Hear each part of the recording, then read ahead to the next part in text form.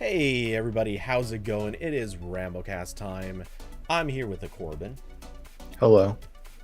And yeah. Uh quick updates. It's been a hell of a week. Um Part of a tree almost fell on my house. Um it scared the living bejesus out of my cat that I've shown on stream several times. She is genuinely terrified. Like this is kind of awful. She Understandable. well, to the extent of, I mean, she's an indoor outdoor cat, mostly outdoor. She does not want to go outdoors at all. She is Mm. like, if I walk her outside, she tries to get out of my hands and run back in. Once I got her outside, she can be out there for a few minutes and she's kind of okay, but yeah, it's rough. And this is a cat, like, she loves being outside, especially in the summer. She can't wait to be outside normally. So this is, it's gonna take, I think, several days to get her kind of back to normal. And yeah, it took most of yesterday to find her. I'm glad I did. I'm really glad I finally did. If I would have dreaded being out there looking for her today or tomorrow. Like, multiple day searches would have sucked. Anyway, so she's safe, she's well, she's when she's inside, she's mostly actually acting like herself again, so that's good. She just is terrified of going outside. So yeah, so anyway, that's why there was no stream yesterday, in case anyone did not already know this. And let's see. Yeah, so on to other things. Tech I had a things. fun power outage like 2 or 3 weeks ago. Yeah. Which is wild because like I hadn't had an extended power outage since I moved here. Like the most that would happen is like I guess someone was unplugging a cable somewhere and my power would be out for like 10 minutes. And a couple weekends, I think 3 or 4 weekends ago, I picked up my younger brother to come hang out here for the weekend. And when I got there and I was eating dinner with him and my mom, I get the alert on my phone that my Samsung smart hub is not connected to the internet anymore. I'm like, oh, that's weird, but it does that like on its own sometimes. I don't really know why. The hub's like 8 years old. And I didn't think of anything of it. And then I got back. I'm sorry. And then I noticed the feed from my my camera that I pointed at Daisy was down. I was like, oh, okay, I guess it's my internet. My internet's down. So I come back, and it turns out the giant storm that had passed through much of North and South Carolina that weekend completely destroyed the power lines in like not just like my apartment complex, but like the gas station across the street was out. Which is a 24-hour station. So of course I like, as I'm driving up and I see that light is like totally off, I'm like, oh no, something bad happened. Yeah. It's like when Waffle House is shut down, you're like, oh, something dark happened here. There's a curse.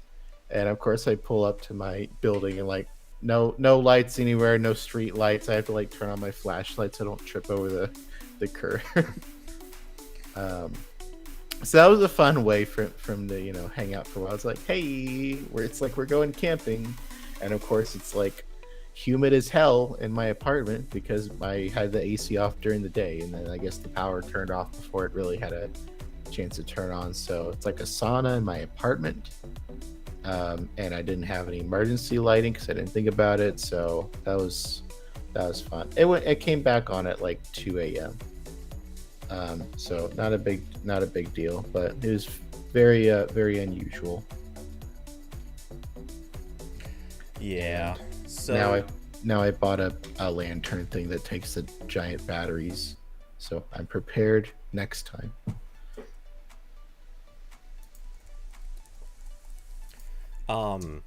Sorry, I have to reply to something Zach just said.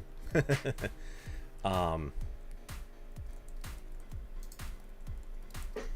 Hi Diablo. That's a nice hand waving emoji. I don't know where you're getting that. and yes, hi Diablo. I've been meaning to say hi several times, and I keep getting sidetracked just as I'm about to. Oh, and Corbin hit me up on the Mastodons. I did. All right. I think I have clicked all the things. I've replied to all the things. Yeah. Yep. Diablo said, Corbin, we always think we are prepared, and the next one reminds you to buy another thing. I mean, like, I wasn't like prepared at all for power outages because it hadn't happened since I moved here like a year and a half ago. So it just wasn't like a thing I was like, you know, wasn't an issue. But yeah, so that was fun. And like, it wasn't a huge deal. Like, if I drove a couple miles, or not even a couple miles, like a little bit, there were areas I saw with like lights on, so it was still kind of localized. I did notice, which I had never seen before, is that the target that is like a mile from me must have been on the same like local grid or whatever, because I think it had a power outage. Because when I went to Target the next day, they were emptying out the entire freezer section. No. Yeah, so it's a lot of food going in the trash that day. Emptying out the entire freezer section kind of just sounds like the start of COVID. Yeah, which was also fun because like like obviously some of the groceries I get would be in that section, so I had to like go to a different Target that following weekend to like get some food because like they still hadn't fully restocked, because also supply chain is a mess. So it's a lot of fun, having a lot of fun, but it's fine. Yeah, our country's in great shape. Oh yeah, we're doing great. We still have all the same civil rights we did a week ago. Don't ask. Well, hey, on the plus side, pretty soon they're going to close state borders, so that'll be fun. I love like having all the downsides of federalism and none of the possible upsides. It's really fun and it's great. And I definitely haven't been asking Adam at XDA to marry me so I can get a green card to Ireland. I definitely haven't done that multiple times. Unfortunately, he's not reciprocating, so I need to find a plan B. So if anyone in like Canada finds me attractive, hit me up. Ireland, a country where they mostly speak English because I'm a dumbass and can't learn other languages, and ideally has some kind of national healthcare system. That would be nice. So I can get those. I know that narrows my options significantly, but yeah. Well, I think it's possible. To be fair, that the healthcare thing is actually probably the easiest part to find. That is easier than the English thing, I'm pretty sure. Well, it's certainly, even that plus English is easier to find than most of the rest of it. The rest of it being a country that'll take you. Yeah, that's the problem, is that I'm not useful to society, right? Like I can't go to Canada and be like, hey Canada, I see you're short on doctors right now. Would you like me to move there and be a doctor? I think they have enough people who write about phones on the internet up there. I'm pretty sure. I don't know if that's a thing you can like immigrate countries for. Well, to be fair, they have companies that do that, but most of those companies seem to be contracting people in other countries to do their writing. Yeah. Oh, and it's also, I saw it's getting difficult in Canada because Quebec is having a little bit of like a nationalism thing going on right now, and they just passed a law where like immigrant workers have to be able to speak French for some reason. Yeah, I know that's months before you have to. You're forced to learn French. Yeah, and like I know that's the French part of Canada, but like I'm pretty sure even the French part of Canada also speaks English. I'm pretty sure that's how that works. Well, okay, but don't forget, Quebec also wants to secede from Canada. Like, they've been pushing this for decades. They are basically Texas. They are Canada's Texas. Yeah, I was about to bring up like either Quebec or Alberta seems like the Florida of Canada, because I've seen a lot of crazy stuff come from both of them recently. Well, Quebec is definitely the Texas. Alberta can be the Florida. Okay, yeah, they can have the two that are bad. For what it's worth, neither one gets any sun or heat, so that's also a factor. But yeah, at least Florida has Disney World. What does Canada have? Healthcare? Yes. I mean, pretty much just that, yeah. Yeah. And TV shows that are required to pander to Canada. Yeah. Oh, that's in true. case people don't know, Canada that's has actually a like thing. Yeah, Canada has like 80% of the film industry now too. I've seen all the film. Vancouver has. Yeah. It seems like that's where all of the films went that were being filmed in Georgia, when Georgia was giving subsidies. I guess maybe Georgia stopped, or I still see a lot of stuff coming out of Georgia. Yeah. I don't think they stopped giving subsidies. I think just some productions decided, oh, hey, Georgia's not really cool with the constitutional rights and things like that. Right. So, let's just, like, we have actors who are saying they won't work here. Fine. We'll shoot more stuff in these other 3 places. Those other 3 places, again, being British Columbia, because, of course, Portland, Oregon, because for 15 minutes that was a really popular place to shoot. And then more stuff's going back to California again. Because why not? Yeah. Yeah, I remember when Georgia passed its law that said once they can find a heartbeat, you can't get an abortion, which I believe was then struck down until now. I guess it's in effect now. But I know that was one of the things where, like, some studios were thinking about leaving. I don't know if anything actually happened after that.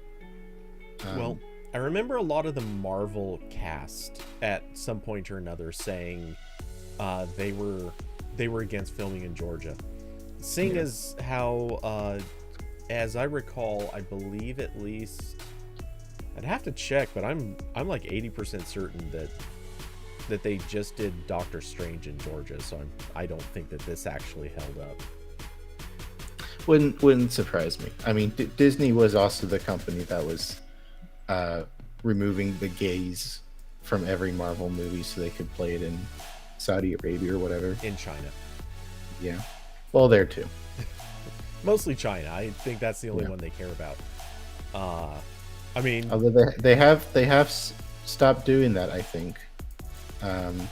Doctor Strange 2 did not get a showing in, I don't know if it was China or just like some Middle Eastern country, but in one of those they can't play Doctor Strange 2 because if you remember, and I completely missed this the first time I saw the movie because I had to pee at this part, but the young girl America in Doctor Strange 2 has 2 moms that are on screen for like a minute. Yeah. I don't remember the moms being there, but I remember her saying my moms. Yeah. Yeah. So again, like they made it like this is a minute. We can cut this out for China, but I guess they didn't do that this time. Yeah, I was just going to bring up also Spider-Man had an issue because of they held the final scene on the Statue of Liberty.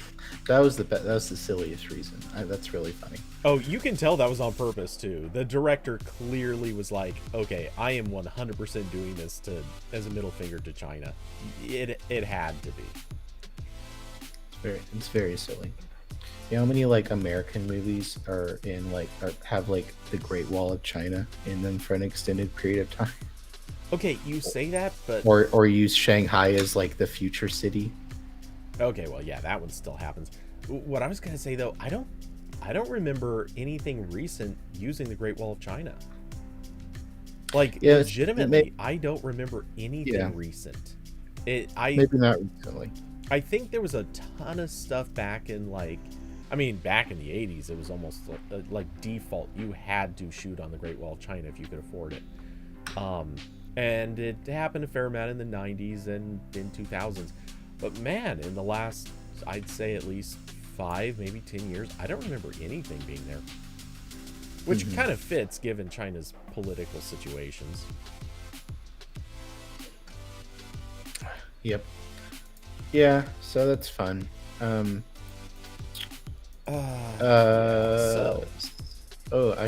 so first thing I can talk about. Yeah, by the way, for those listening, I came with nothing prepared today. That's the kind of week it has been. I'm sure I'll think of something at some point. But, yeah, Corbin has topics, so. I do. I just dumped one in the ramble. So, if you remember, earlier this year, I think in April,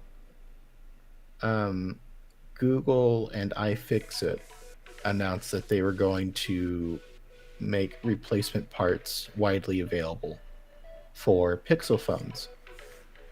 Because this is a thing more companies are trying to do. They're realizing that it's relatively easy and also good PR to make repair parts available for your phones. And that's also just generally a good thing, because if you can fix your own phone when the battery inevitably degrades or you drop the screen or something, that's one fewer phone that's not rotting away in a landfill for hundreds of years. So yeah, and not only that, there is that whole legal thing where you're now kind of required to make this at least semi-possible. Yeah. Now the actual selling of kits is a bit of a yeah, they're definitely going a little bit of, or rather iFixit is going an extra mile. I don't know how. Hopefully they're at least getting a good paycheck from Google for this, but like iFixit has already has guides for a lot of this stuff, and so the new news is that the replacement parts they promised are now available. So you can go to iFixit's website, and I have a link in the second paragraph there. But you go to their website, and they have parts for all the Pixel phones and Nexus phones. They already had the Nexus phone parts and some Pixel phone parts in their store already, but they weren't like genuine Google parts. Again, didn't matter for old phones, but nowadays that like kind of sort of matters, because some phones have checks in place to make sure that like your fingerprint scanner is working as it should. Well, and some things I would dare go so far as to say they are basically DRM components. Yeah. You have to use genuine parts, otherwise they just literally won't work. And it's not because the component wouldn't be compatible, it's because they intentionally made it blocked. Yeah. Which is more the thing usually for security components. I think it might I think Apple does that with displays now. They do, yeah, they do. It is a thing. If you I mean, they do it with everything. If you replace a battery on an iPhone, it's going to yell at you that the battery isn't genuine. So this is good, and the parts seem like moderately good priced.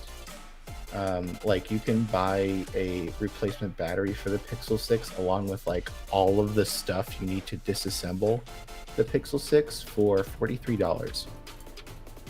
So that's fine. And if you just need the battery, they sell that for $43, which is actually not that big of a difference. I wonder why. I guess probably just coincidence. Yeah, I'm sure iFixit has like a million of those like screwdrivers around.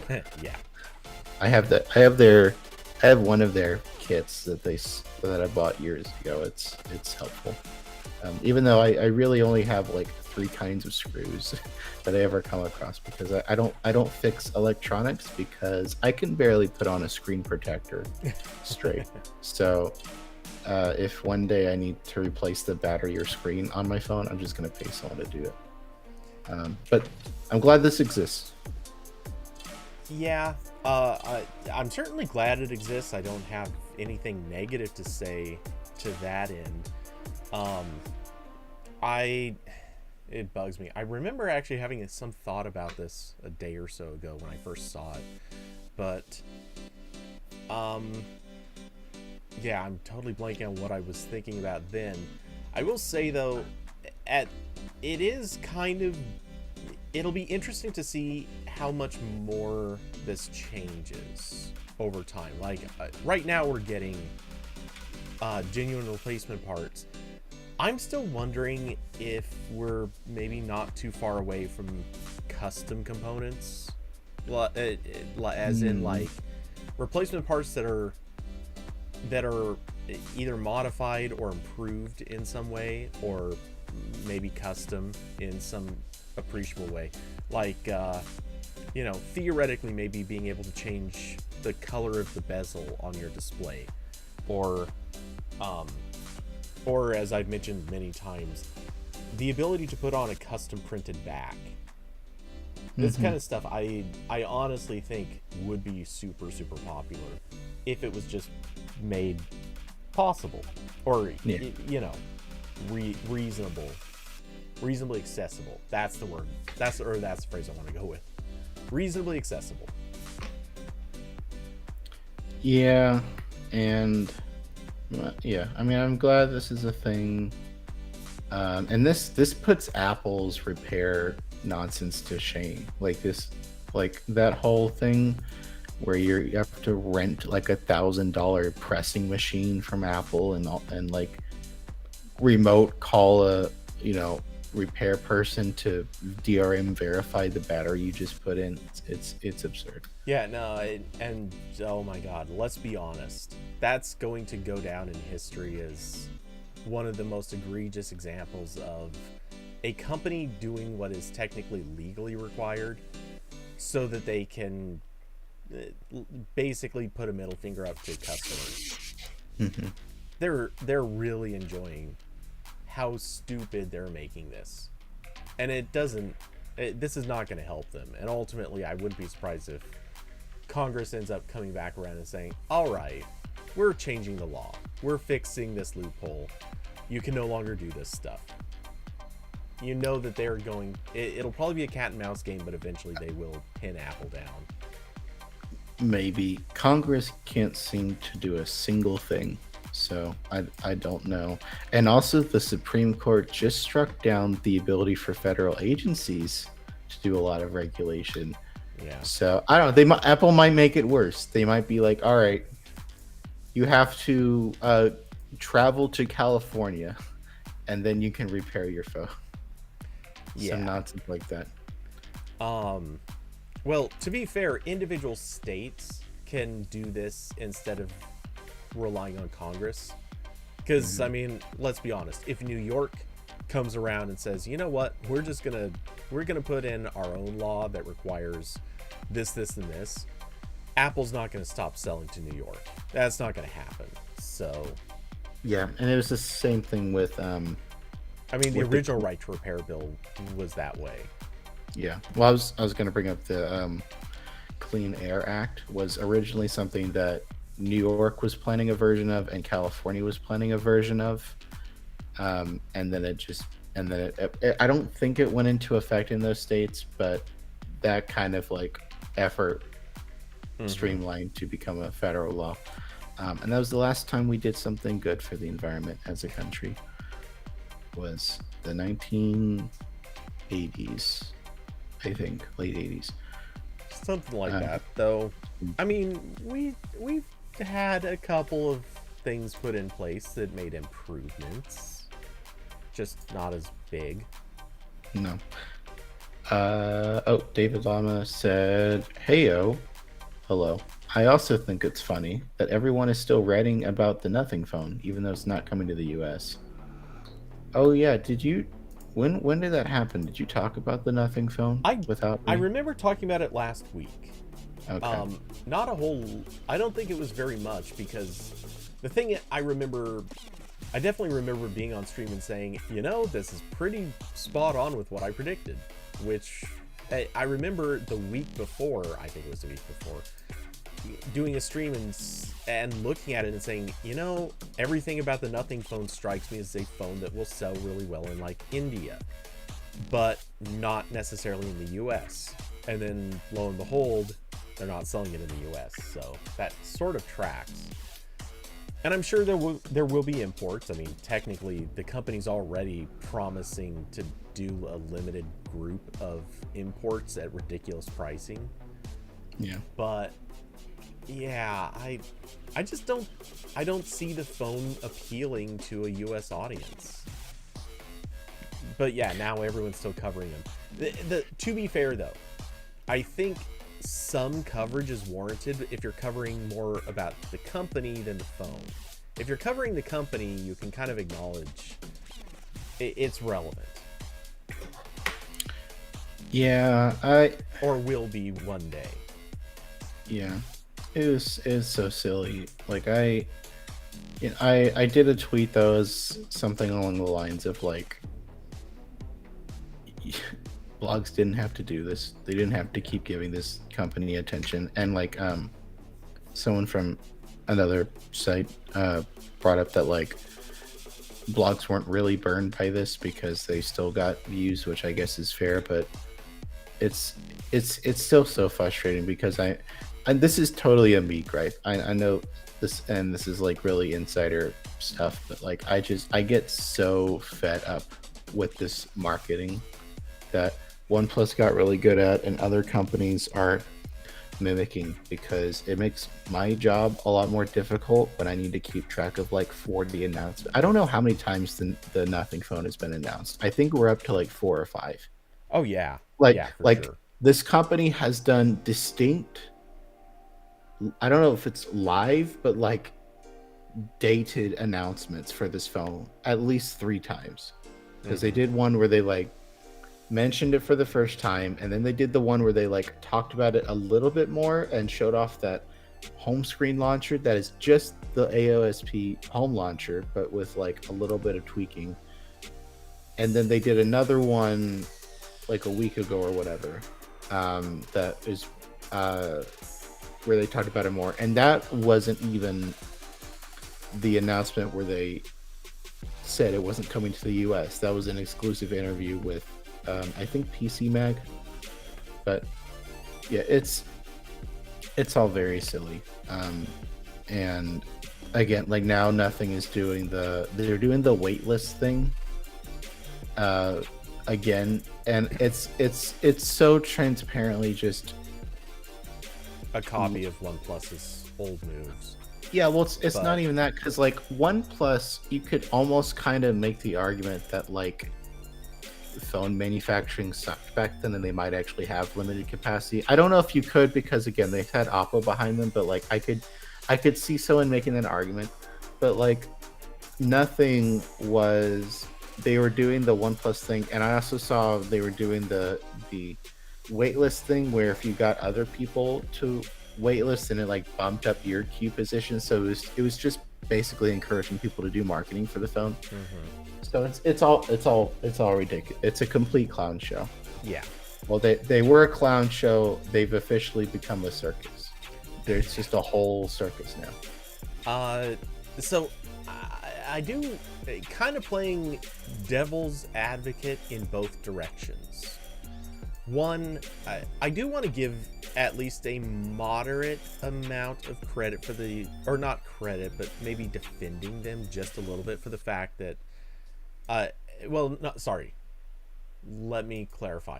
Not defending Nothing, but defending the blogs that covered Nothing for covering the news, even though it ends up that the phone's not going to be sold in the US.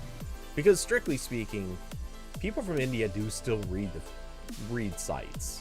Like they do care about news, and they were getting news. And there's nothing wrong with that. Yeah, and they're releasing the phone in the UK, which is also where a lot of publications are based anyway. Yeah. There are some, but certainly much fewer. So yeah, I'm certainly not going to begrudge. I'm not going to argue that the U.S. is the only place that deserves to cover a thing, and if something's not going to be in the U.S., it doesn't deserve to be covered. I won't take that position, not for a second. However, I will argue I think nothing was kind of ethically in a bad place when they made a very distinct point. And if you look at where the coverage is for that phone, they worked with a bunch of sites that predominantly target the US. They made a point. They had PR people reaching out to sites that are really US centric. And they were sharing details with them to get them to publish about it. Meanwhile, apparently there were a lot of sites in India, in the UK, in various other places that actually will have the phone, but they did not get coverage. Like, they did not get the same PR push. To that end, I would argue nothing was ethically in a bad place. I mean, I don't even think you need to go that far and like psychoanalyze where a website is based or what their audience is. Like, they could have just said this a month ago. Yeah.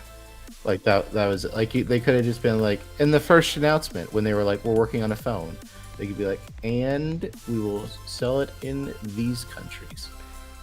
I'm sure they knew.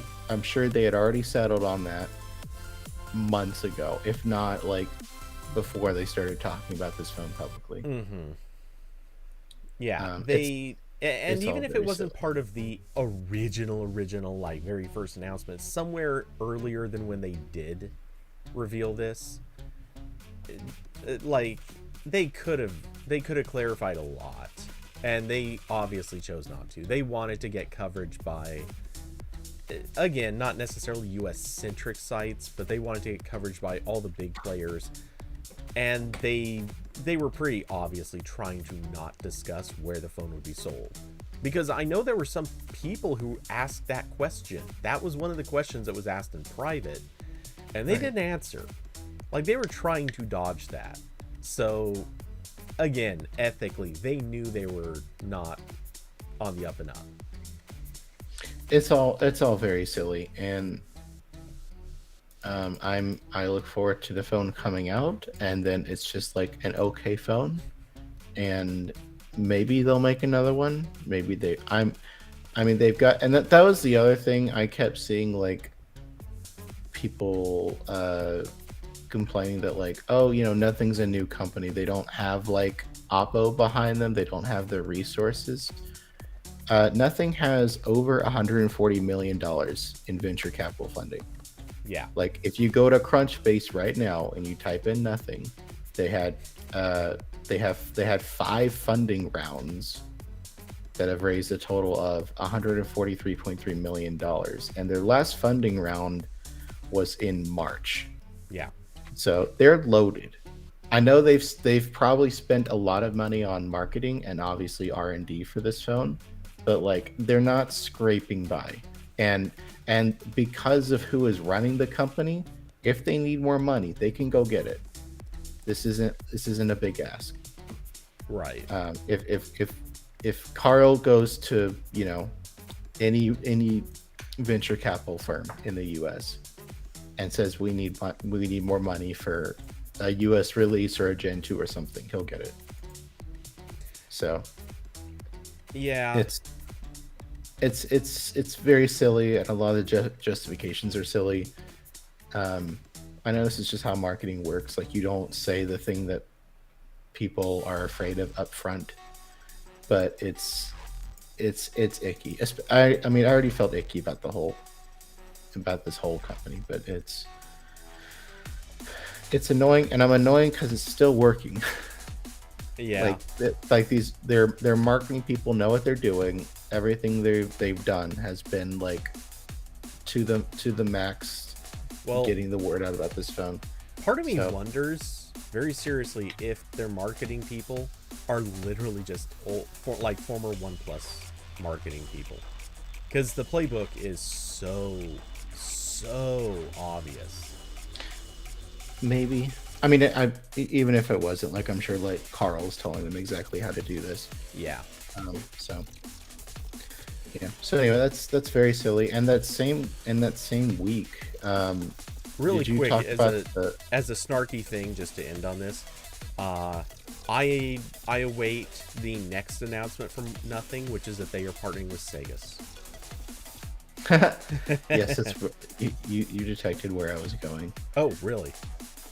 Yeah, because are you aware of what happened with the other startup phone, the Awesome phone? Did you talk about that? I don't think I don't think I know anything about that one at all. Okay. I'm pretty sure I didn't talk about it. So the Awesome phone was the one that, or it's was the one from another startup called Awesome, which is basically Essential People minus Andy Rubin, because Andy Rubin couldn't stop sexually assaulting people at Google.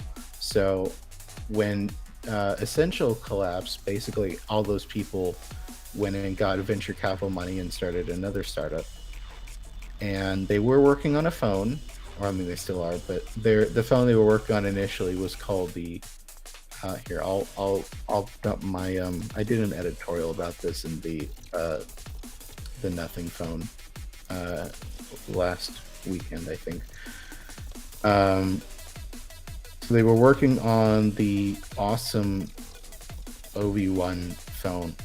I hate that name, but it seemed like a competent smartphone. It had the same ceramic-ish design that people like from the Essential phone.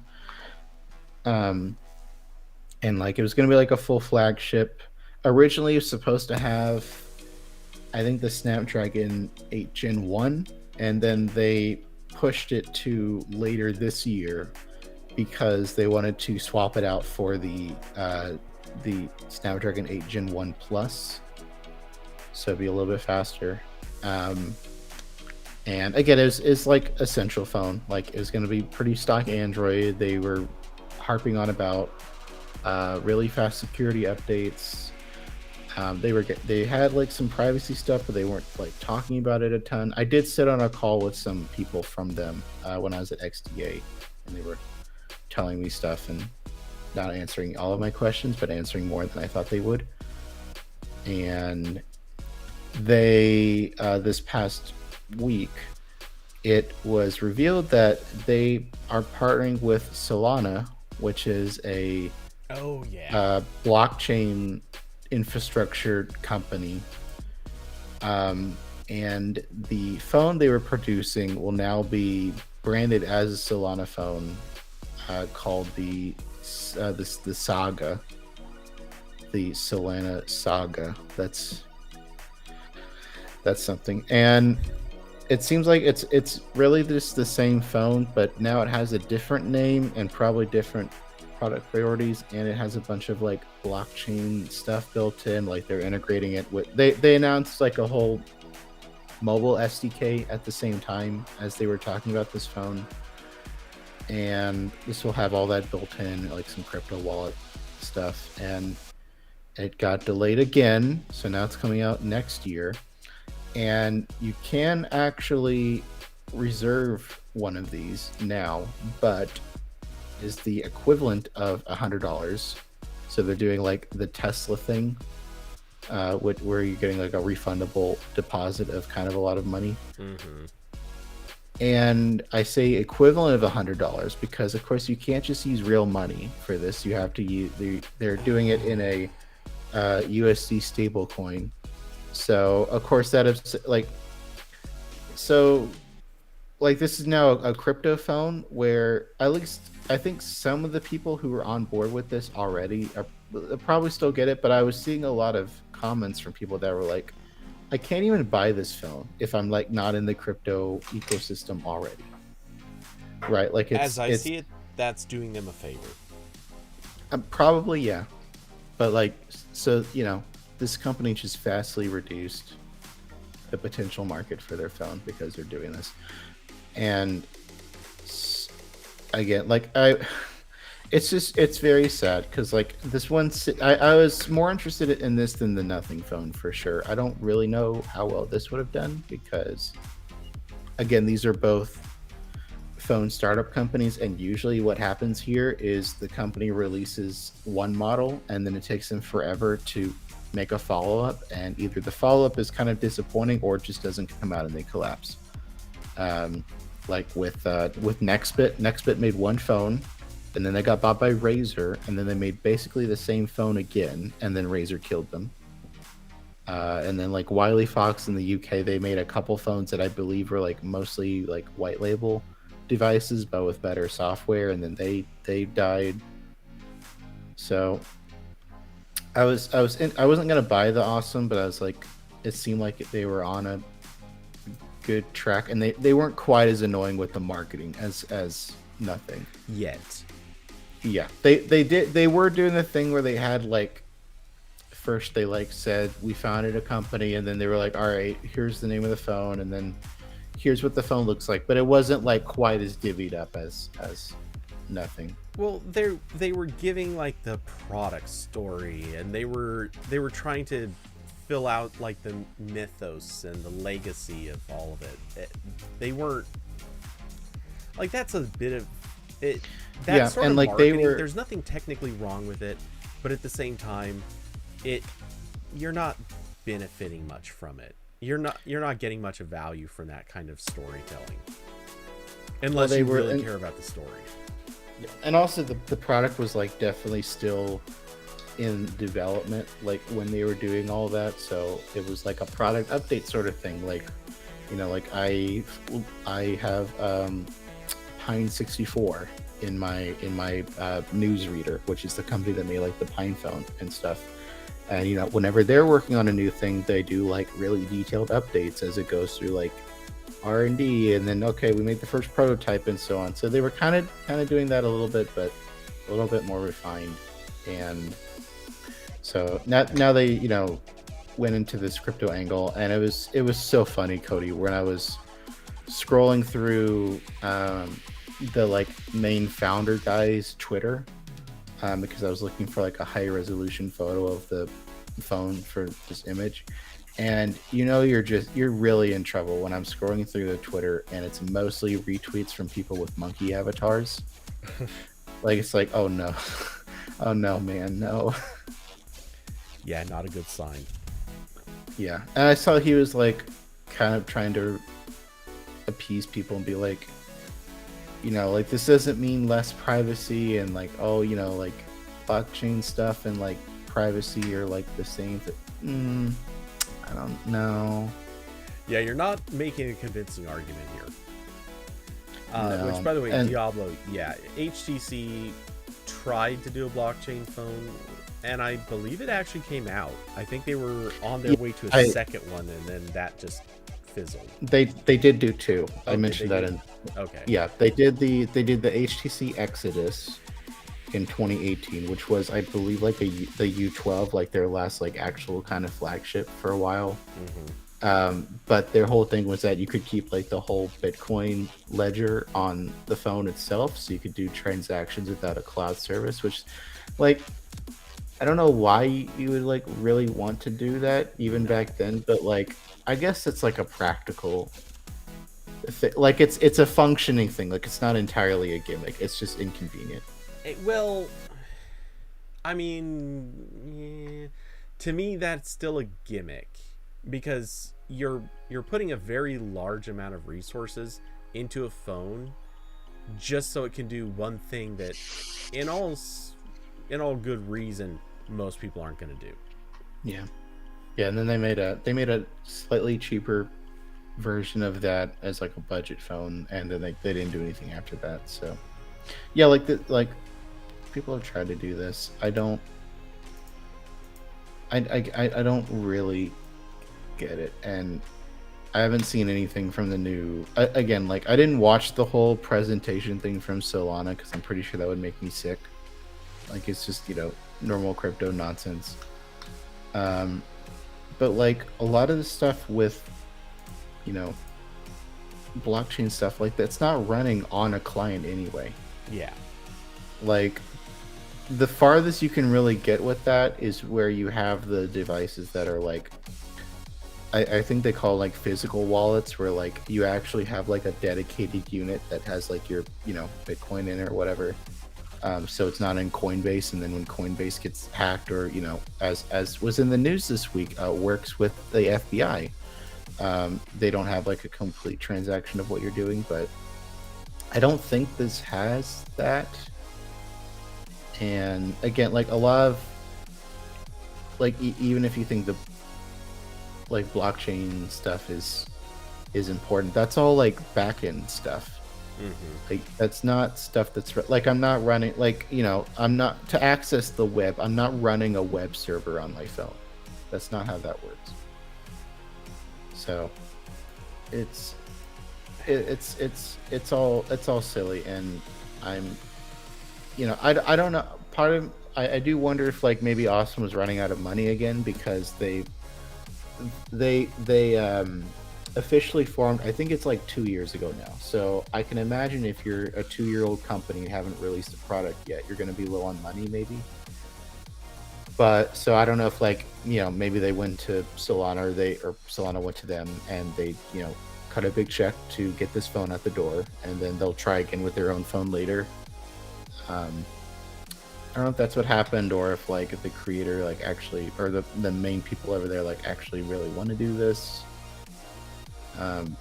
If they're just getting that paycheck, if they're doing a cut and run, good for them, more power to them. But it's all very silly.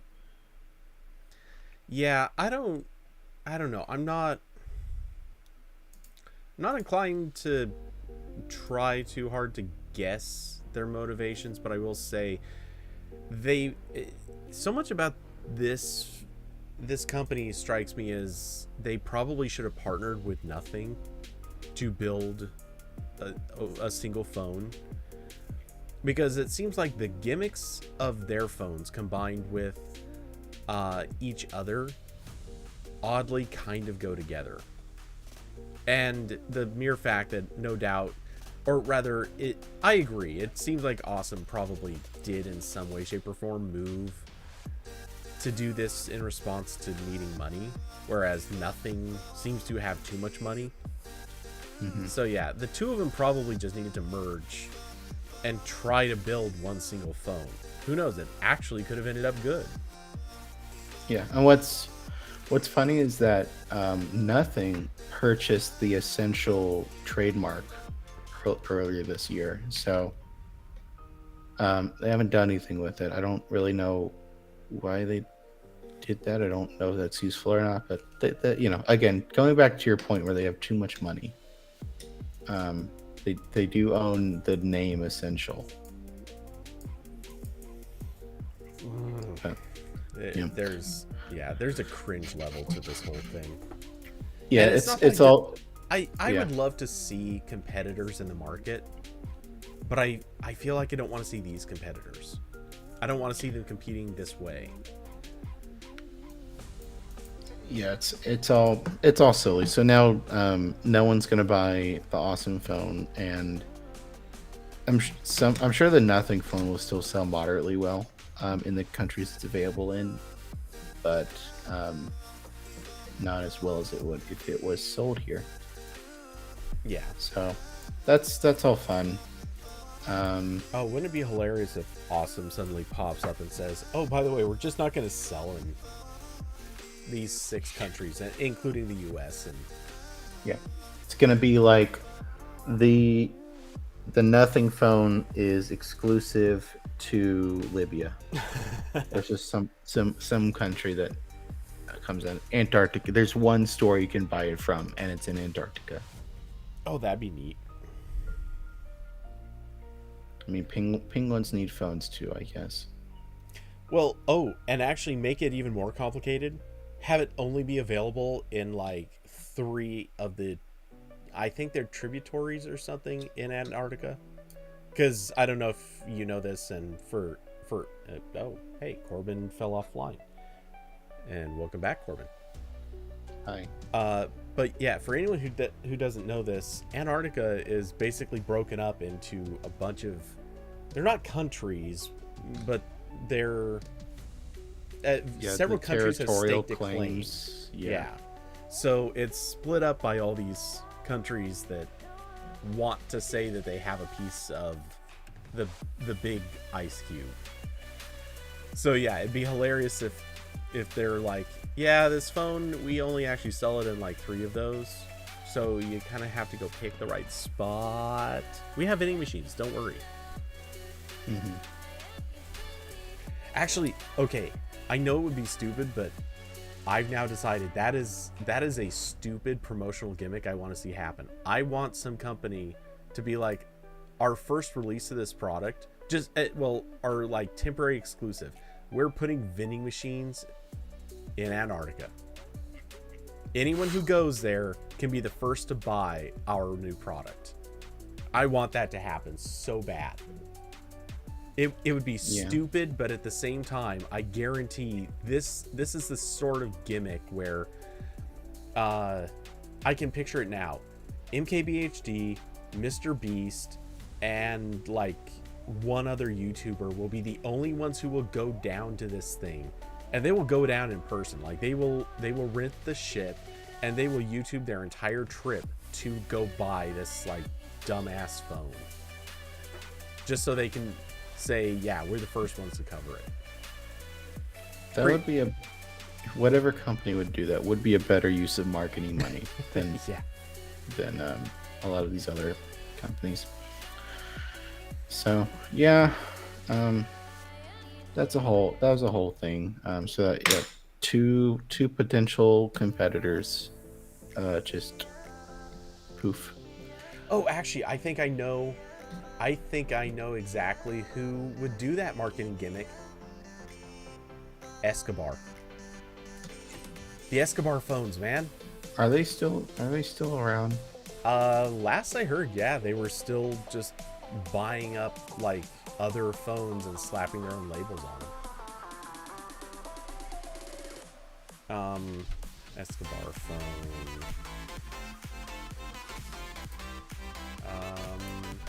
Oh, wait. Goes dark after flurry of smartphone scams. When was this posted? Oh, that was early 2021? I thought I heard about it since then.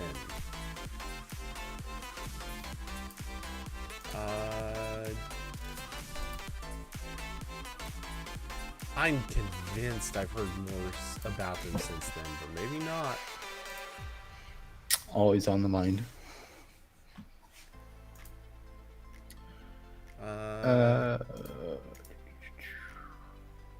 Yeah, I'm looking through stuff and I don't see anything after 2021, so I guess maybe they did disappear. That's a shame. That was a scam that I was kind of enjoying. It was very bizarre. Part of me kind of wanted to see if I could get them to send me a phone. I am lead influencer. Please send me free phone. Mm-hmm. Yeah. So anyway. Yeah, I was quickly looking at some other stuff. There's not a whole lot interesting stuff happening this past week. So in previous weeks, I did say I kind of had an idea for a topic. Let's see if I can find what exactly I wrote down, because I remembered the idea that spawned from my idea, but I'm not sure what I wrote for a topic or thought. Let's see, where was it?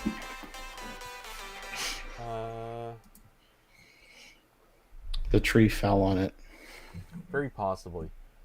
I feel like the tree may have fallen and struck my brain, because I'm forgetting all kinds of stupid things or not thinking about things. There's just too many things to focus on. Weird. Now I don't even see my notes. Did I write it in this computer? Oh, yeah, okay. So, I was thinking, kind of as a challenge, imagine things that are sort of the sign that the world has just gone too far into the realm of the ridiculous. Especially regarding tech or influencer stuff or whatever. And I had an interesting idea for this. Just as well, this is kind of example idea. Let's see if this spawns any thoughts for you.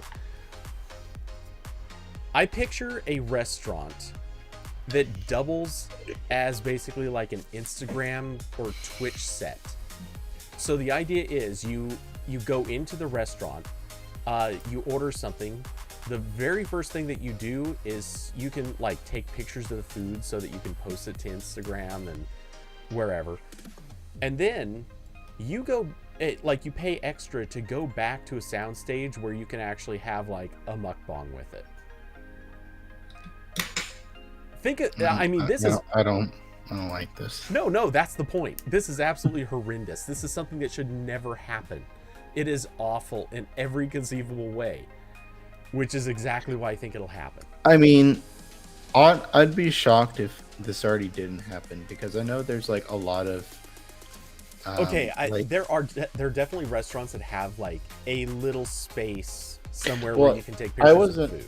I wasn't even thinking of restaurants. I was thinking of there's like a lot of like art places that have like rooms with lighting where you're you go and take Instagram pictures. Yeah, they're literally called Instagram museums. Yeah. Go search for this Instagram museum. It's a thing. Yeah. So I know it's like a thing, and I also know, I don't know how this got started, but there's like a infamous purple wall.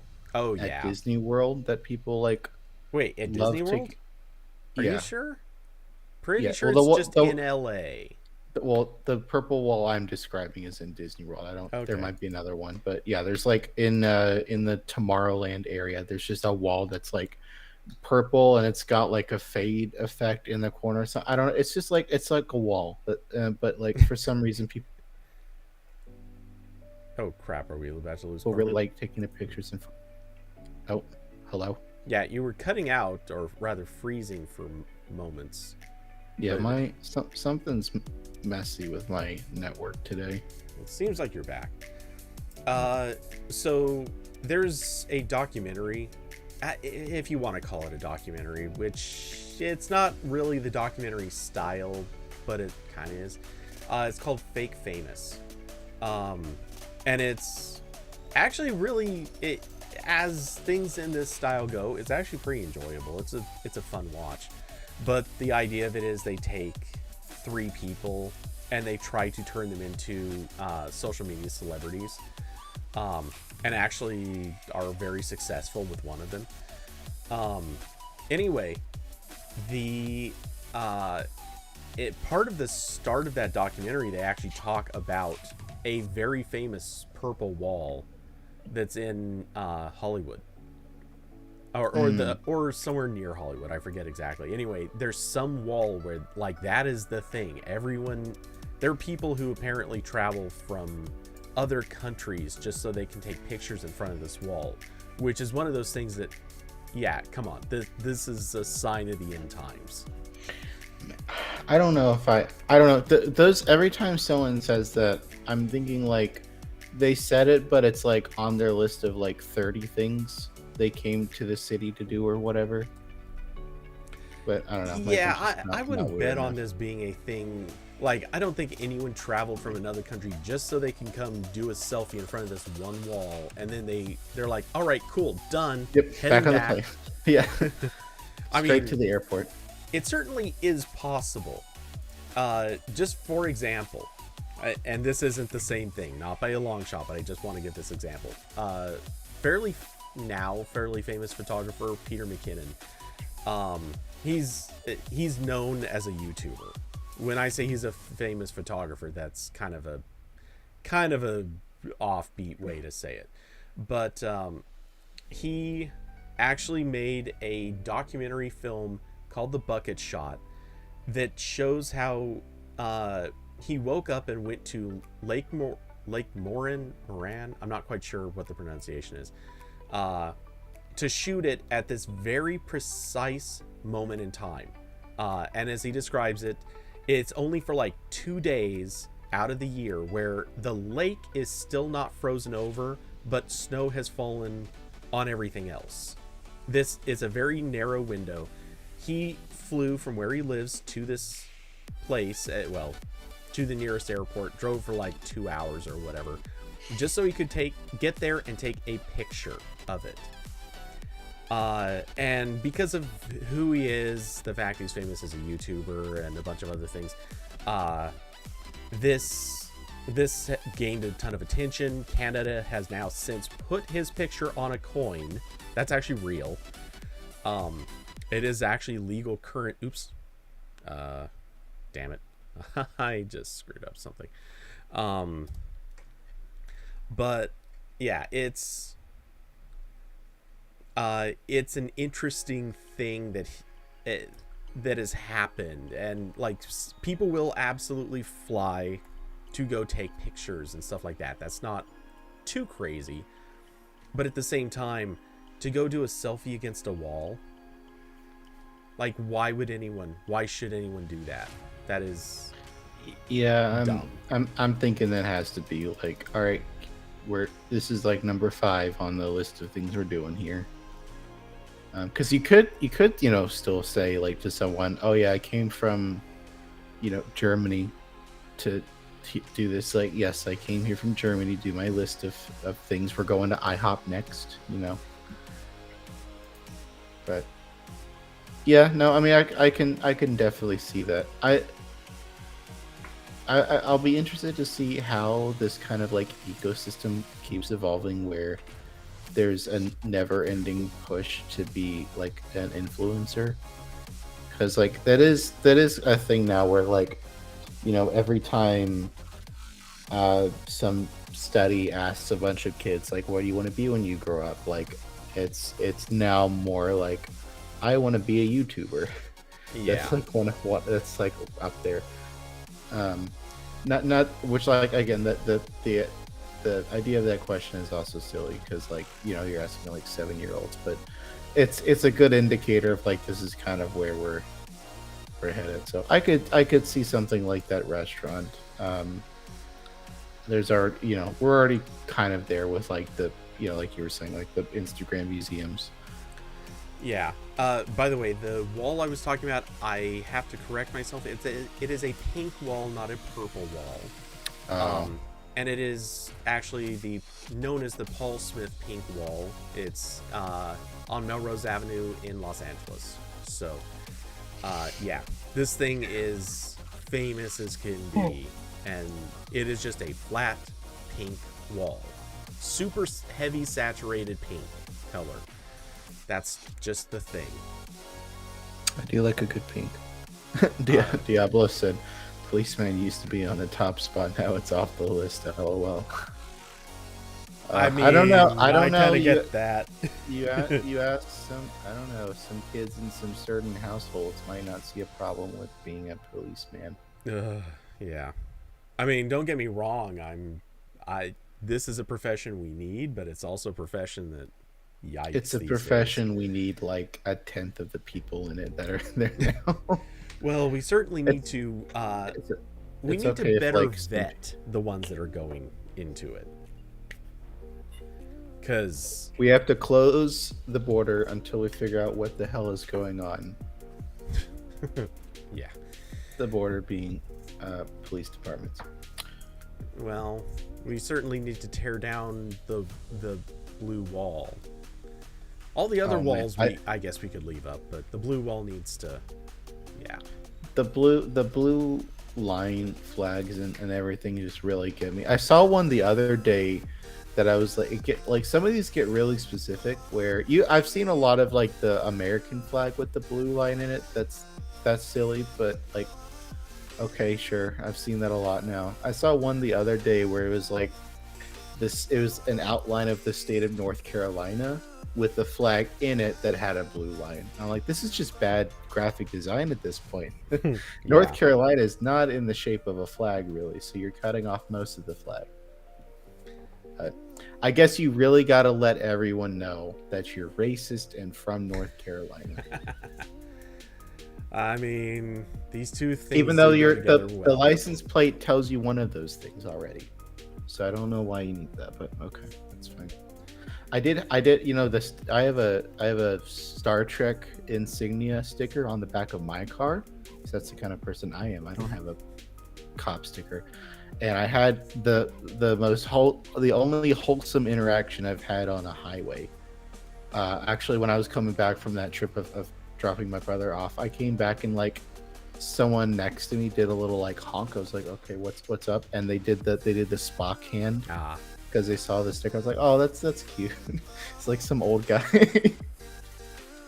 Yeah, that works. It's the only time I've been honked at on a highway, and the end result is like a nice feeling. I was gonna say, yeah, the end result is positive. Yeah. It's usually like some truck that was like on my ass for a whole mile because I'm not going like 30 over the speed limit. Yeah. Okay. So I don't do bumper stickers or any insignias. I keep my car free. Cody has a massive Jeb Bush campaign sticker. Oh God. Cody's a big Jeb fan. He's got the Jeb sticker everywhere. Oh God, thanks for the cringe. No, that is really funny when someone I have seen a couple cars before where like someone will have like multiple Bernie campaign stickers from different years. I'm like, oh, you poor guy. All of your heartbreak. I'm like, I feel you, man. I'm sorry, but that is kind of funny now. Oh, who was it? Well, I don't know who the driver was, but I saw a car.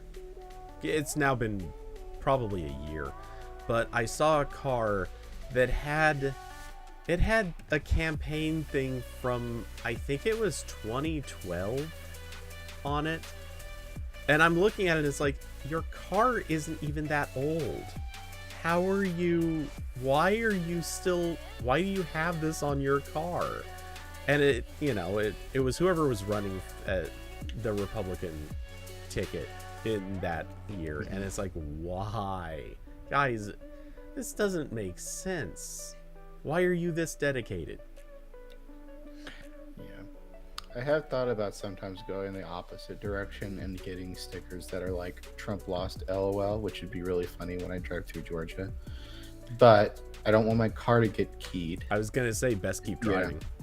Yeah. I mean, honestly, it's getting to the point where I might have like anytime I drive out south of North Carolina, I might need to like break out like camouflage, like get some Confederate flag temporary stickers and slap them on as a flash when I drive through, and then once I'm back over, you peel them off. Like, all right, we made it, guys. We're out.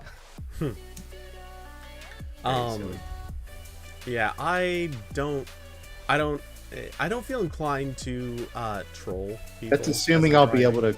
That's it. You don't like pissing people off when we're all in like multi-ton vehicles going. Yeah, that. Very fast. Yeah. No, because I've seen enough things go horribly wrong on the road where somebody road rages. It's like, yep, I'd rather not. Thanks. Yeah. Same reason why I don't put up any political stuff on my yard or anything like that. Actually, there are like 30 reasons I don't do that, but one of those reasons is I don't want the people who are inevitably pissed off at that campaign or whatever person. I just don't want to invite them to be problems. Also, yes. I don't think I've never known someone who's like, ooh, I saw yard signs for this person. I have been influenced to vote for them. No, you weren't. No, it's just a peer indicator of like where that person is. Yeah. I'll say I appreciated it for the sole reason that when I lived in like an actual neighborhood and they would put up the signs for the election, be like, all right, don't go to that house. Don't go near those people. Don't go near those people. Yeah. So a little bit of that for me, but yeah, I get where you're coming from.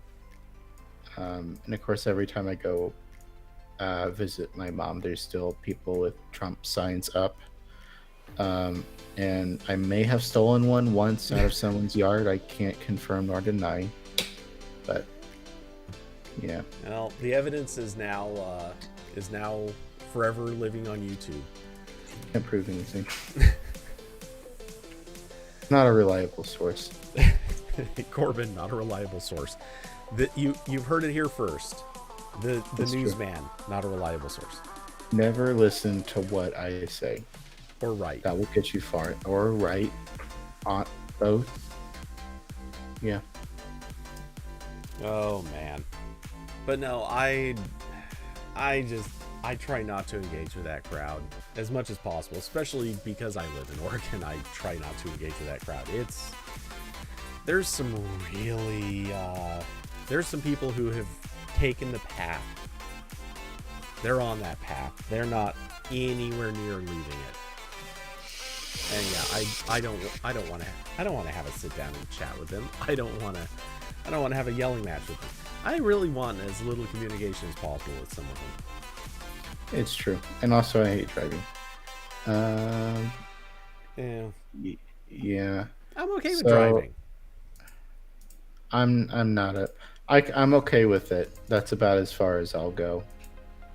Give me a podcast to listen to for a good several miles, maybe a couple of I'm gonna say TV shows, but the ones you don't really have to watch, you just maybe glance at for a moment. Like that's the sort of stuff. Give me some of that stuff. I'm good for long drives. Yeah, that is one thing I'm annoyed that more video services haven't done, is have a way to, like, Netflix did this. I don't know if they like ever fully rolled it out, but I know Netflix on the mobile apps for a while had basically like a podcast mode for anything on Netflix, where you stream it and it's it only streams the audio, and I guess that would work in a car. I don't know if it was for everything or if they just, I know they were doing it for like comedy specials, like stand-up stuff, which is perfect use for that. Yeah, exactly. Because there's a lot of stuff like that where like that'd be nice to have easily accessible while I'm driving. Because I do think about sometimes like a lot of the TV shows, especially if it's something I've seen before, like it's still mildly entertaining, or at least like keeps my brain on. If I can listen to it, I don't necessarily need to watch it. Yep. Well, so going back quite a few years, I used to, or on several occasions, I've driven to Las Vegas from Oregon. And only one time in history have I ever split this up over 2 days. I actually got to the point that, or rather, I realized very quickly I could actually just deal with the 15-hour drive in one sitting. Oh. It's not pleasant. I'm never going to say it's pleasant, but honestly, it's not that bad. The worst driving I've done is there's been like 3 or 4 times where I've driven from where I'm in Raleigh to my mom's house in northern Georgia and back in a single day, which is like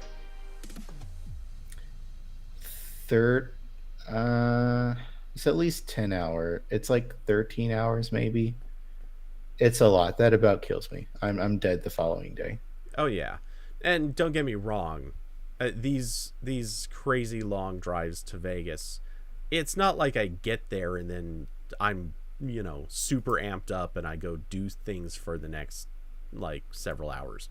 No, I get there, I might grab something to eat, and then I'm like, all right, show me to a bed. Yeah. It is now actually time to sleep, or well, chances are I want to get up and walk around and just like move my legs for a good half hour, 45 minutes. But yeah, I've been awake long enough. Like I'm usually ready to sleep after that. Yeah, and that's why I like, usually when I do that, like I have the option of staying at my mom's for the night, but I don't usually do or like I don't like super want to do that, just because if I do that I'm dead for 2 days instead of one. So it's like, all right, cool, time to suffer. I'm gonna have fun. The counter to that is if you split up a long trip, then you're paying for a hotel room, you're probably not really that tired when you get to the hotel. Maybe you are. It depends on the person or what you were doing earlier in that day before you started the drive or whatever. But yeah, you pack all that stuff together, then you split up your trip, and then I find that the second leg of the trip still kind of wears you out. By the time you get to the place, you've still been sitting for anywhere from 6 to 8 hours. And at that point, it's like, cool, I still don't want to do anything. So I'd rather just do all of the drive in one day, then get where I'm going and be like, all right, I'm going to sleep this off for the next 7 or 8 hours. And then when I wake up, I'm good to go. Yeah, I 100% plan buffer days into any time I have to drive. Yeah, no, that's pretty much always a good decision. I say that's almost always a good decision. Meanwhile, I am 100% the person who has driven long drives, and then like I get out of the car to an event. Like I actually did that for a developer conference once. I drove down to the Bay Area, which is from where I'm at. That's about an 8-hour drive. I drove down to the Bay Area for a BlackBerry thing. And yes, by all means, 100% mock that. But yeah, drove down there. As soon as I finished my drive, like, I think check-in time for the event was something like half hour, 45 minutes after I got there. And I spent the whole day at the event. And when it was over, I hopped back in my car and drove home. No, I'm kidding. And I'm kidding. 100% kidding. No, But then he's dead. He's been dead this whole time. yeah, no, then I did in fact very much get a hotel room. I crashed, woke up the next day.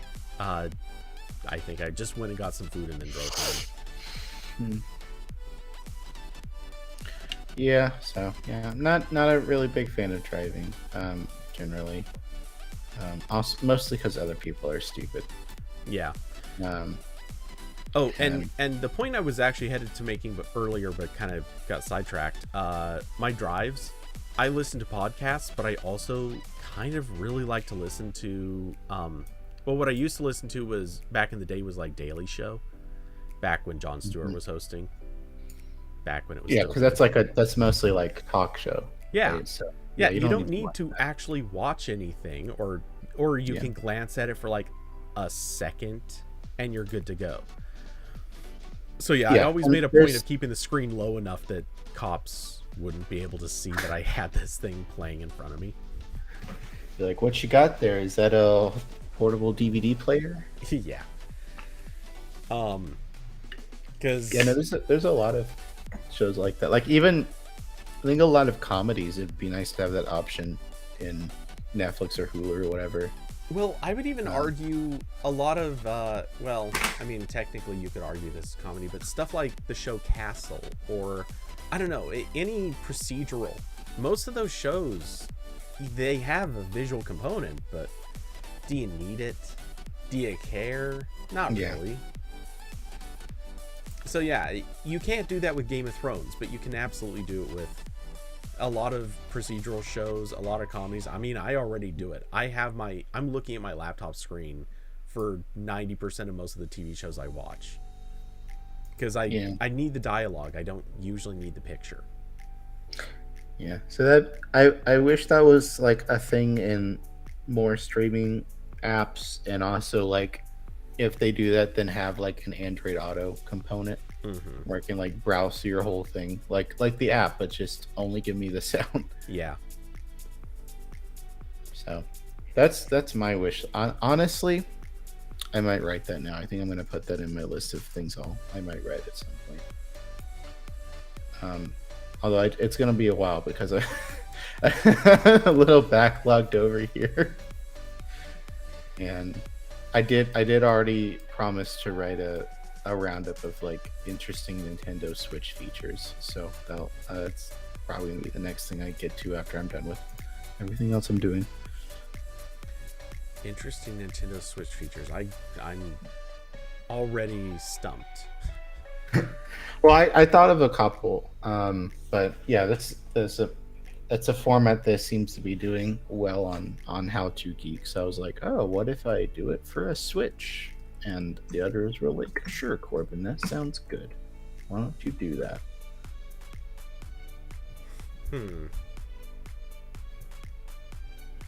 All right. Anyway, Yeah. let's see. Topics. Were there more? Or or Not.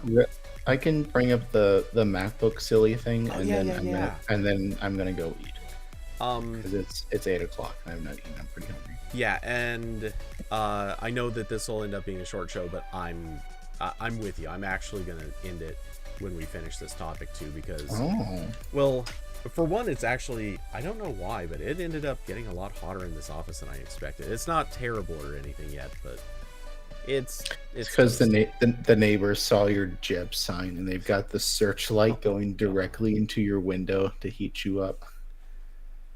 See, if I was, oh, actually, that's not really true. I was gonna say if I was throwing a if I was throwing like love for Republicans around here, that would actually be popular. Yeah. But probably not Jeb, No. because at this point, yeah, he's No one. not No he's one. not the No one. one liked Jeb. No. Yeah, no one likes Jeb. That's true. No one liked him. But yeah. So. Oh, I'll put this in the Ramble Discord. This is what I wrote. Wow. I'm writing my own articles. So yeah, Apple started shipping the new 13-inch MacBook Pro, which is the one with an M2 chip in it. And it was already pretty obvious from the announcement and everything that they just this was the same 13-inch MacBook they were already selling. They just put an M2 chip in it, which is already which they did for the M1 originally. So we're on a third generation of MacBook Pro 13-inch models that look and work basically the same, except the CPU. I know that M1 is a system on a chip, whatever. But there is one pretty significant downgrade in the new model. So now that it's shipping to buyers, people are running benchmarks on them because that's what you do when you get a new electronic thing. And people noticed that the new MacBook Pro has much slower SSD storage. So there were a few videos where people ran some tests. They were using like the same like Blackmagic disk speed test that everyone uses on Mac, and that reported around 50% slower read speeds and roughly 30% slower write speeds compared to the previous MacBook Pro, which is that's pretty significant. That's not a like, oh, it dropped 10%, whatever kind of thing. I mean, it's still really fast because it's a SSD and it's M2 and everything, but that's not great, especially because the price is the same as the older MacBook that it replaced. And Apple hasn't, I don't think they've confirmed anything, or I mean like commented on this issue specifically, but the theory is that the previous M1 MacBook Pro had two NAND chips for the flash storage, like two actual chips on the board, and the new one only has one. So what seems to be happening is that before, the Mac could access two chips, like do parallel operations, kind of like RAID 0 a little bit. And the new one has one chip, so it doesn't have that, so it's slower. That seems to be that's the running theory. That makes sense. Yeah, no, it actually makes a lot of sense. And the more, and this only affects the base MacBook Pro. When you get the 256 gig one, I don't know if it has two chips or not, but someone did run a benchmark on that one, and it's fine. It's the same as before. So it only affects the base model, but that base model is still $1,300. Yeah. And it is a downgrade from the last $1,300 Pro. And actually, that would make it, I believe, worse than the current MacBook Air, the 13-inch MacBook Air, because I think that's using the same parts, like any of the M1 machines. But yeah, so kind of weird. And again, makes this whole computer that was already really weird because it's like a portal to Apple 5 years ago. Even more weird, where like it's got the new chip in it, but it also has a touch bar, and I get is 2 or 3 USB ports. I don't know which. Pretty sure it's 2. Let me look at what Apple's website says, because I can't remember. I can look it up.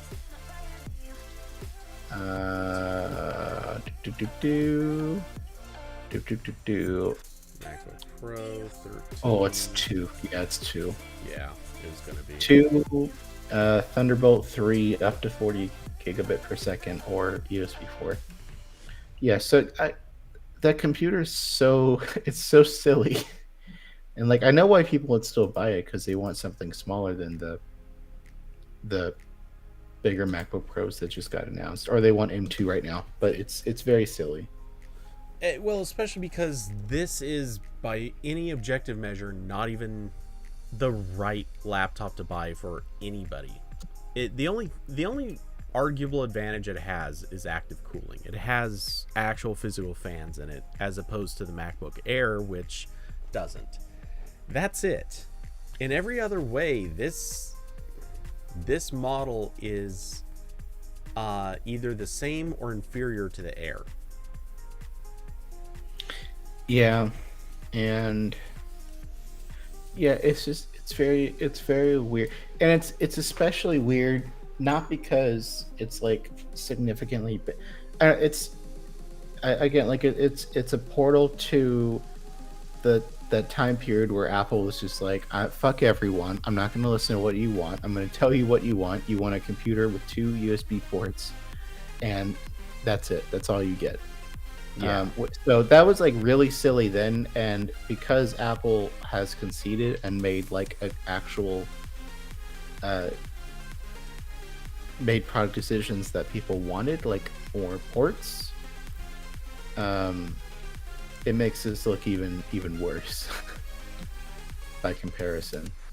Yeah, I have a funny feeling this will be one of those models that, I don't want to call it short-lived, because it won't be short-lived, but it more like it's going to have a shorter lifespan or a shorter time on the shelf. I think they'll probably be in a hurry to refresh this just as soon as like the other MacBook Pros get a refresh. Maybe it won't be same time, but I don't think they'll wait until they do a refresh of the Air before they do another version of this. Yeah, because they just refreshed the Air too. Well, along with this, yeah. So yeah, I think this will get a refresh at least before the Air comes back and gets its own, which is good. It should. This is not a good computer for pretty much anybody. Yeah, I mean, for its price and performance and all that stuff. This is not the most ideal computer. You should, instead of getting this, go get an Air. Right. It's not a good value compared to other Apple products. Yeah, it's a perfectly good computer. It's just that it doesn't make sense to get this when you can get something else. Yeah. But again, like I really don't like how Apple does this thing where they treat every size of a given laptop like a completely independent product line that gets refreshed at different rates and like has different designs because it gets updated at different times. But they like almost never do. This is the one thing that this is the one thing among laptops that is getting this kind of treatment. The MacBook Pro, like they've had like different sizes go in and out a lot. I feel like. Well, going with into different into and out of production, I guess, Yeah. sort of, but I mean, it's only really been, well, currently. Let's just talk currently. This is the only part of the MacBook lineup that is getting this particular treatment. Yeah. And Well, obviously, I'm also separating they- Pro from Air from a standard run-of-the-mill MacBook. Yeah, this is the only Right. one where they're splitting based on size. Well, they Otherwise, did- the other two Pros come out at the same time. Wait, is it two others? Right. Yeah, 14 and 16. And then Yeah. the Airs, all the Airs come out at the same time. They don't have another like offset schedule for any of the Airs. And Right, then but like there's up currently no until MacBook, up until regular.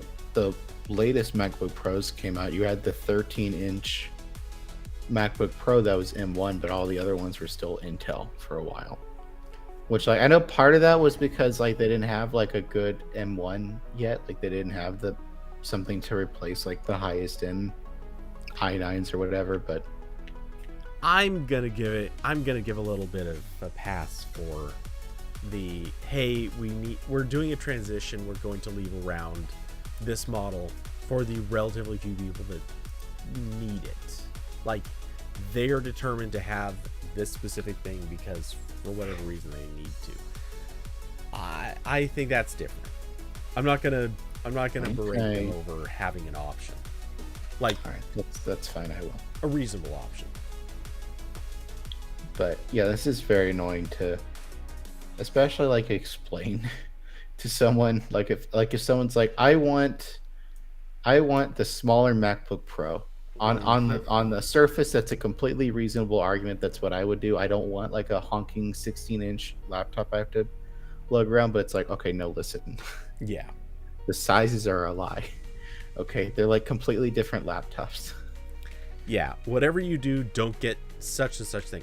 And the really real thing is someday in the future, they will 100% replace this model with something that's at least better. I don't know that I'll say good, but let's just say better. And when they do replace it, then the 14 and the 16 are gonna look silly. Well, maybe or they're gonna be too different.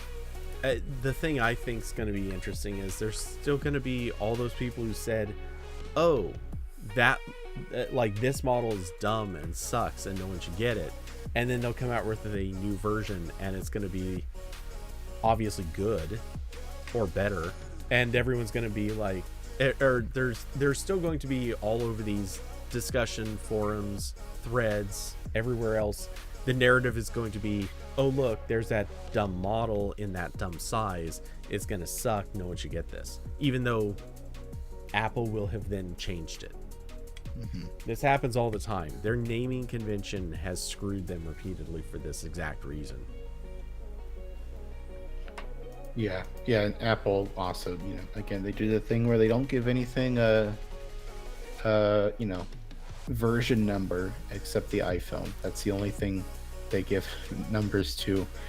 Everything else is like, all right, cool, what's the like 2 decimal or like number of this one? What is that again? I got the MacBook Pro 7,3 over here. Yes, but I am going to give acknowledgement to the Apple Watch. That also gets a distinct name. Yes. Even though it is basically the same as the other things. But yeah, they're very generational. Yeah, just call it the iPad 17, Apple. I dare you. Oh man, if only. If only. Yeah. Although I do have to be careful asking for stuff like that, because if they make it too easy, then I'm out of a job. So, I mean, I still have like Sony to Oh god. not name a product. Like I was writing about the XM4 whatevers, today, and I forgot that there was already the XM5 whatevers, and I forgot because they're almost the same product name, and neither of them are memorable in any way. Yeah. Which is funny because like I wrote about the like several XM5 leaks before it came out. I still completely forgot those came out. Oh, believe me, there are several companies that have product lines. I can never remember what the most recent is anymore. In some cases, because the companies just come out with too many variants, or maybe not variants, but they come out with too many generations of a product too quickly. Like GoPro, I'll never be able to keep track of what GoPro number we're on. I want to say it's the 12, but I don't know. It might still be the 11, maybe, or hell. I know we're past the 10. I think. Actually, I don't know if we're past the 10. I know guaranteed there was a 10. So, and I remember seeing stuff about the 8 and 9. Prior to that, I don't really remember, but I do know we've at least reached 10. Yeah. Watch, I could go look and it's like, oh yeah, we're on the GoPro 14. That's me with iPhones. I'm like, are we on the 11? Oh, 13. When did we get to 13? Yeah. No, I've done that before with iPhones. Currently, I know. But yeah, generally speaking, I'm always a little uncertain when I try to say something about an iPhone. It's like, okay, wait, what was the most recent one? Hold on, I'm gonna go look.